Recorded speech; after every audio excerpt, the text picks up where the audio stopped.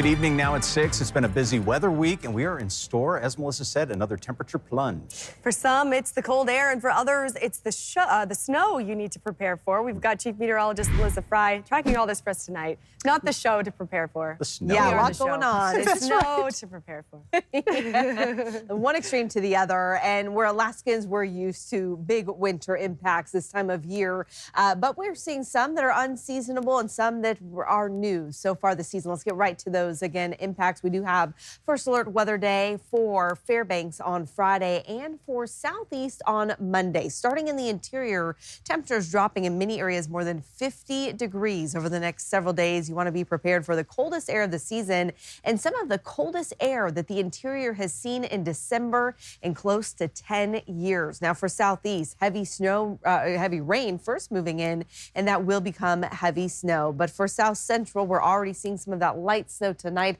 before that cold air moves in. Temperatures hovering right near that freezing mark all day today. That light rain moving in early this morning, falling as freezing rain instead of snow because those temperatures, again, just about a degree too warm. We are seeing more moisture, though, pushing in from the north, and I do still expect chances for light snow as we head through the remainder of this evening into those overnight hours.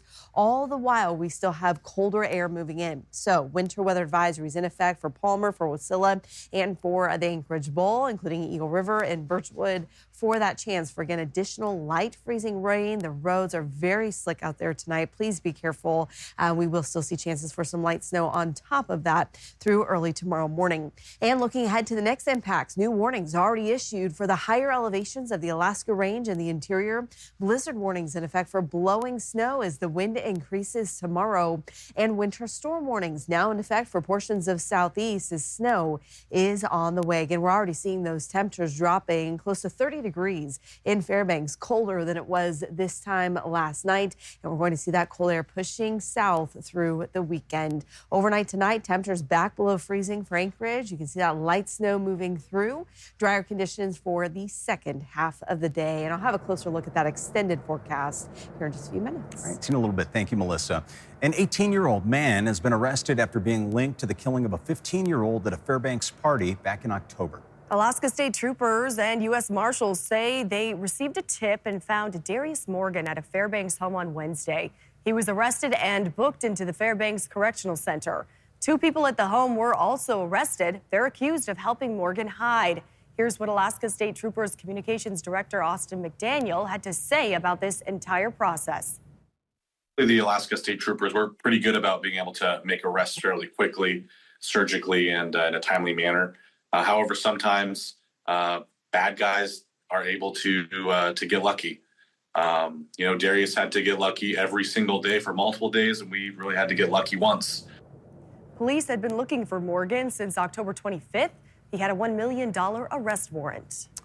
And now to an update concerning multiple business break-ins in Anchorage and Homer. Police say 26-year-old John Mixon has been charged for burglarizing David's Jewelers in Takotnu off of Muldoon. That happened on November 10th. He was captured on video. Investigators also linked him to other similar crimes in Anchorage and Homer. Mixon was arrested in Homer and detained at Wildwood pretrial. Police are still looking for the vehicle used during those crimes. If you know anything, call police. Well, since 2017, Alaska has seen a spike in infant deaths.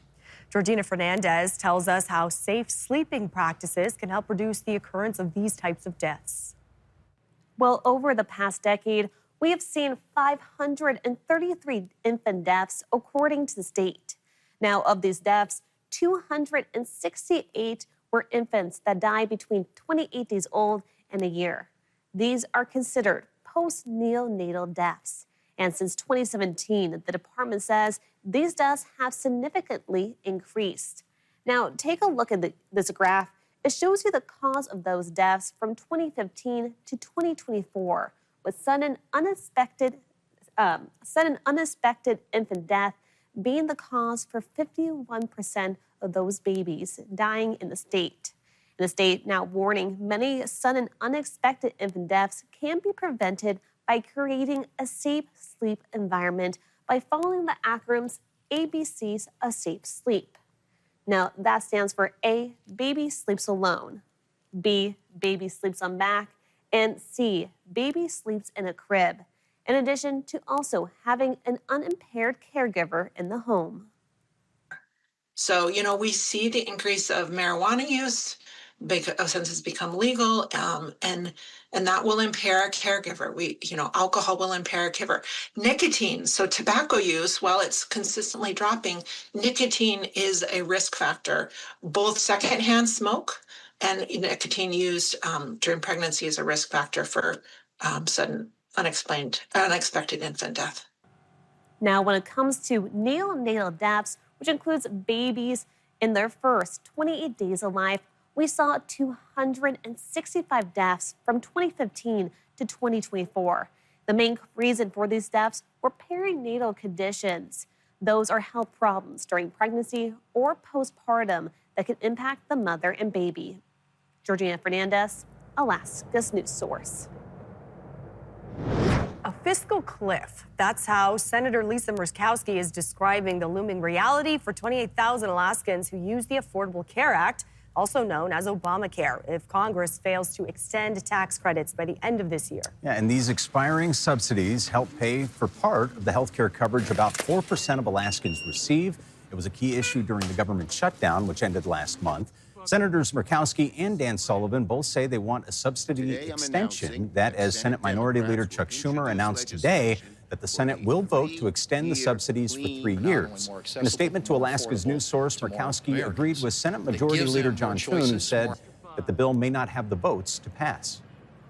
My home state of Alaska appears to suffer some of the most extremes of the extremes when we're talking about these high costs, and people are expecting us to come up with a solution. About tens of millions of people, including in many red states across the country. In fact, the states that would be most impacted if the Affordable Care Act tax credits expire are Republican-run states. We're talking about West Virginia, Wyoming, Alaska.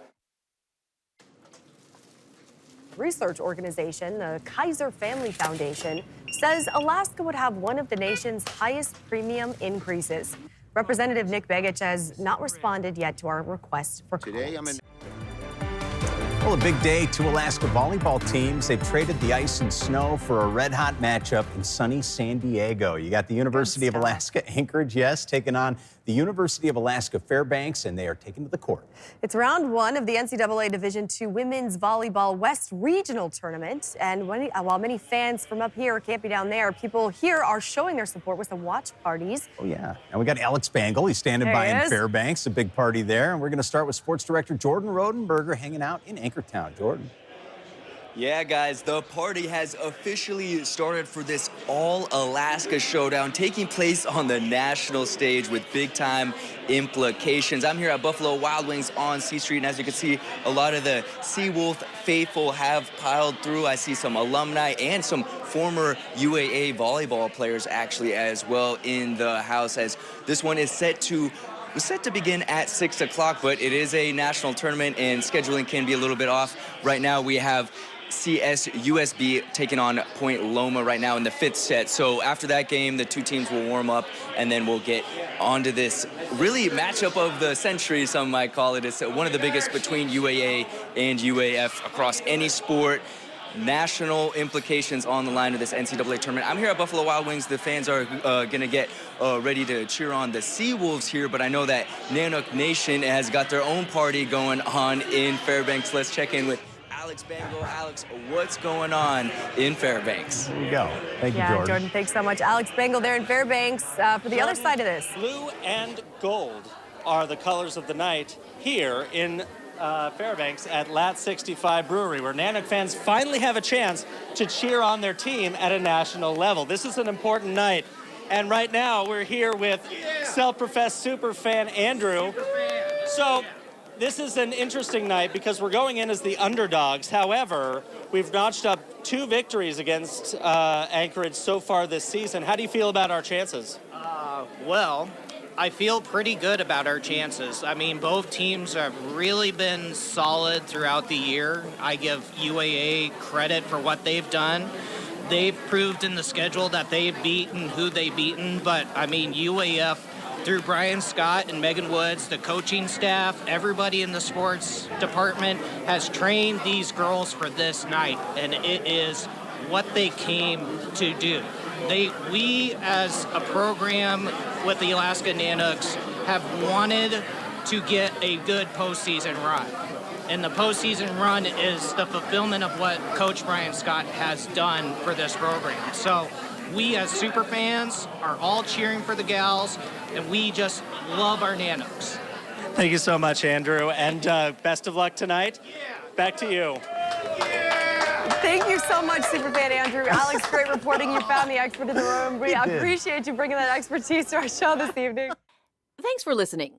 Click subscribe so you can get the latest podcast from Alaska's news source automatically. And stay up to date with breaking news and in-depth reporting available for free 24/7 with the Alaska's news source app.